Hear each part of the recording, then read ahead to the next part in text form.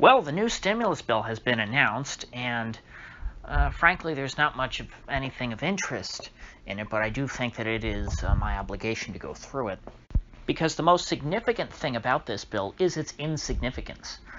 Because of that, I think that after it's passed, that will not satisfy the public in any meaningful way. At least, nobody who's struggling right now.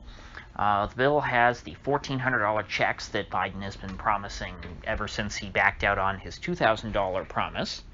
A sum of money which Biden claimed will pay the bills of most Americans until July, which is very odd and obviously wrong. I mean, $1,400 a month is not even 1 month's rent in my area.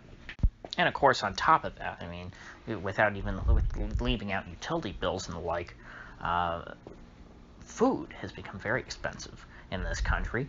A normal trip to the grocery store is hundreds of dollars at this point.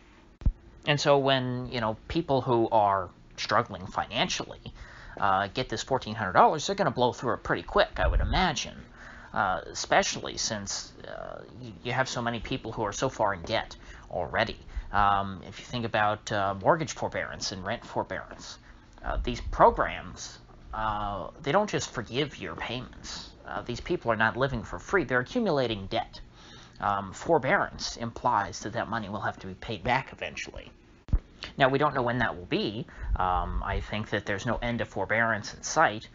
But, this is just just another example of the financial headwinds that individual people have to grapple with. Now, there's also some red meat in here. Actually, before I get to that, they are going to extend the $400 unemployment supplements. That's another thing that is keeping the wheels from coming off of this this whole operation. I mean, really, we should be in a depression considering the economic state of this country. But the Fed printing up money to hand to the federal government to give to all of these people who are no longer working, that has helped keep nominal GDP somewhat up to speed. But all of this money printing stimulus nonsense, it creates a dangerous feedback loop. Because you have the Fed printing money because people don't have any money because they need to go buy things. And then those people go and buy things, and because, as I've explained before, you have more money in the system and less production, you have demand increasing against, a declining supply, you end up with higher prices. And then, of course, those people have to then go back to the government, and they need more and more money. They need greater and greater public assistance just to get through the day. And this stimulus bill, which is a very misleading term, is no different.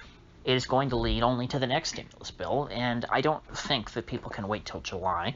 I think that if we go that long, there will probably be another round of riots. I said at the time, back last summer, that I thought that round of riots was pretty directly influenced by the economic state of the country.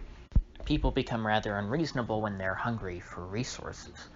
And so I guess that brings me to the red meat portion of this stimulus bill, and that is the increase of the federal minimum wage to $15 per hour. Congratulations, everybody. You fought for 15, and now you've won the fight.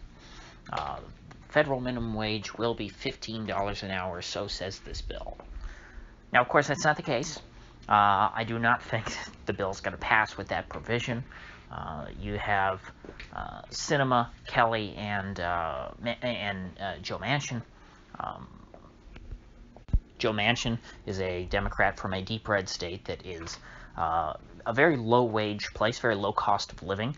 $15 minimum wage there would cause mass unemployment because a lot of people there are pretty poor. It doesn't cost that much to live there, and so their wages are not very high on average.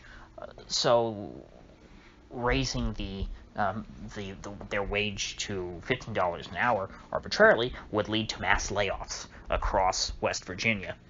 Because what it would do is it would outlaw anyone who does not earn $15 an hour from working. And if you don't earn $15 an hour, you're not going to have a job. Nobody's going to pay you $15 an hour if you're only earning $12 an hour, because then that means that you're costing your employer $3 an hour to employ you. And in which case, nobody's going to just, eat $3 an hour in losses to keep you on payroll, unless they're your good buddy and they're really rich or something like that.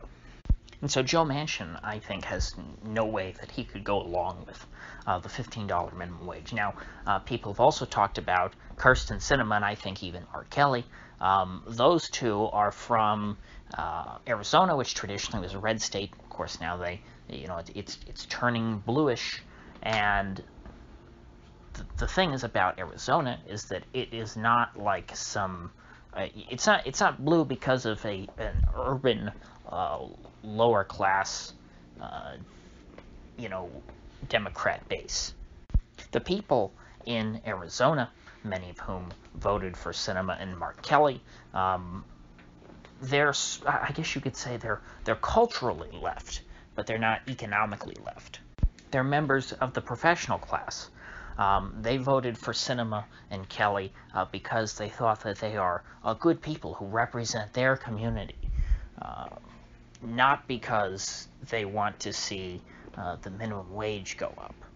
And while many of them might be fine with the minimum wage going up to $15 an hour, there are some folks who are on the margins of Kelly and Sinema's coalition who might flip back to the Republicans if they were to go in on something like this, especially when, raising the minimum wage, having a minimum wage in general, it causes chaos in the labor market and creates unemployment. And certainly doubling the federal minimum wage is going to cause untold unrest in the national labor market, because there are so many places where $15 an hour is just, a huge amount of income. Because remember, that's not like the median wage we're talking. We're talking about that being the minimum wage. And somebody who's never had a job before, or who maybe is a felon or something, a low skill, a no skill worker, they're not going to be able to earn $15 an hour. And so they will just remain perpetually unemployed and have to be taking that $400 federal unemployment check every week. And so the whole fight for 15 thing is not going to happen. By the time when wages get up that high, it'll be because of inflation, but of course that will be unevenly spread across the country. And yes, because of the Cantillon effect, low-end wages are going to rise at a slower rate than the cost of living in most areas. Food is going to inflate faster than wages. Housing, of course, has inflated exponentially relative to wages. But raising the minimum wage is an example of one-dimensional thinking. It does not it's not address the structural issues which are leading to people's wages, their real wages, their standard of living being eroded. And some on the left have used that as an argument, in favor of raising the minimum wage, saying that, well, everything else is inflating, so, you have to raise these people's wages because they're just, they're being ground down in the dust. But what they don't get is that's the whole point of the game that the Fed plays and that the federal government plays. Inflation would mean there would be no reason to inflate prices and to inflate, the currency if it did not have distributional effects. If money was a neutral variable, there would be no purpose in manipulating it. The whole point is that special interests in this country are able to use the printing press, metaphorically speaking, to manipulate prices in this country to benefit them, to raise the price of assets which they own, which makes them richer relative to you. This also trickles down into all sorts of other goods. But at the end of the day, the purpose of monetary policy has and always will be to make the rich richer and the poor poorer. And so raising the minimum wage is not going to make a difference there, because then they will just work even harder to make you poorer. If you really care about inflation eroding people's, people at the low end of the of the economic ladder or eroding their wages, then what you would need to do is stamp out monetary policy in general. Even this stimulus bill is going to make poor people poorer, although in a limited amount. I don't think that it's going to be that directly noticeable as a result of this bill. But as we have more and more of these stimulus bills, what is the effect going to be? As I've said, it's going to be to bid up consumer prices. Well, who's that going to hurt the most? It's going to be people who make the least amount of money.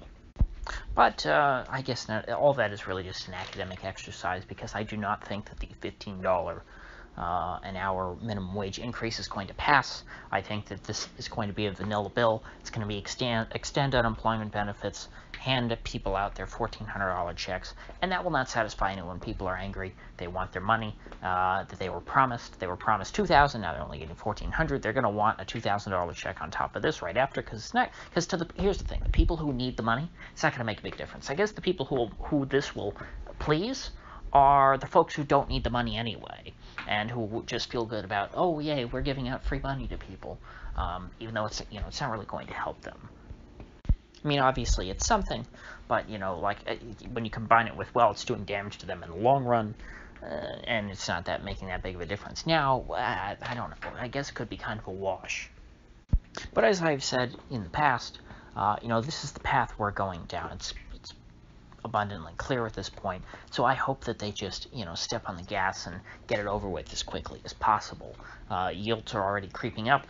I would, frankly, I'd be happy if they came out and said $10,000 stimulus checks for everyone, and just completely shot yields to the moon, because that would be like ripping the Band-Aid off. Asset prices would plummet. Zombie corporations would go bankrupt. There would be massive layoffs, which would be painful. But again, this is the reallocation of scarce resources that have been misallocated in the past. Of course, as a result of criminally low interest rates, our economy is distorted beyond repair. And things are not going to get better until we hit rock bottom. Every new stimulus bill will help create additional inflation, and that is all that we can rely on to raise interest rates in this country. The Fed has made it clear they will never do so themselves. And so until Powell's grip on interest rates in this country is broken, nothing will change. So with that said, I think I'll leave things there for today.